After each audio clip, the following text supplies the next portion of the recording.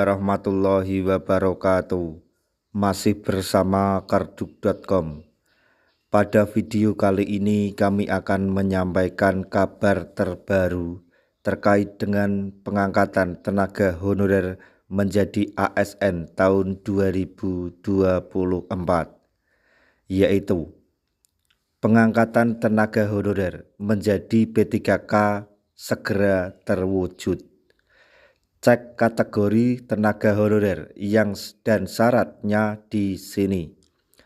Tapi sebelum kami lanjutkan, bagi rekan-rekan yang baru menemukan channel ini, tekan like dan subscribe-nya, dan juga tekan lonceng notifikasinya supaya nanti bisa mengetahui informasi terbaru terkait dengan rekrutmen CASN dan pengangkatan tenaga honorer menjadi ASN tahun 2024. Sekarang, mari kita simak dan cermati informasi yang ada di video ini supaya nanti tidak gagal paham.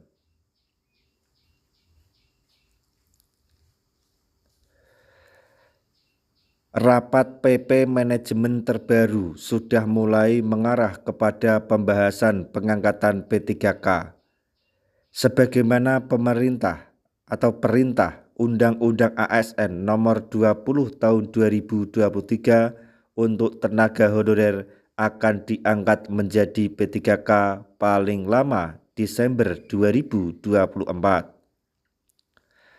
Permulaan pemerintah akan segera merealisasikan pengangkatan tenaga honorer menjadi pegawai pemerintah dengan perjanjian kerja atau P3K melalui seleksi CASN 2024. Meskipun seleksi CASN tahun 2024 bagi tenaga honorer hanyalah formalitas dan mereka mendapatkan prioritas, namun tidak semua tenaga honorer akan diangkat menjadi P3K dengan mudah seperti halnya janji tersebut. Jadi intinya, walaupun seleksi CASN ini atau tes P3K hanya sekedar formalitas, tetapi jangan disalahartikan, karena tidak semua tenaga honorer akan bisa diangkat menjadi ASN P3K di tahun 2024 ini. Namun tidak semua tenaga honorer akan diangkat menjadi P3K dengan mudah seperti halnya janji tersebut. Hanya ada beberapa kategori tenaga honorer yang diprioritaskan pada seleksi CASN tahun 2024. Prioritas pengangkatan tenaga honorer ada pada beberapa kategori, yaitu 1. Tenaga honorer administrasi sekolah. 2. Tenaga honorer guru dan dosen. 3. Tenaga honorer kesehatan. 4. Tenaga honorer pertanian. 5. Tenaga honorer di bidang profesional lainnya.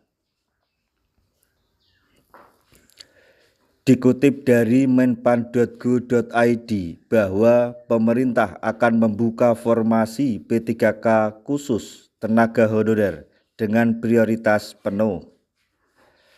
Terdapat sekitar 1,7 juta tenaga honorer yang sudah diverval BKN yang akan diangkat menjadi P3K penuh waktu dan paruh waktu.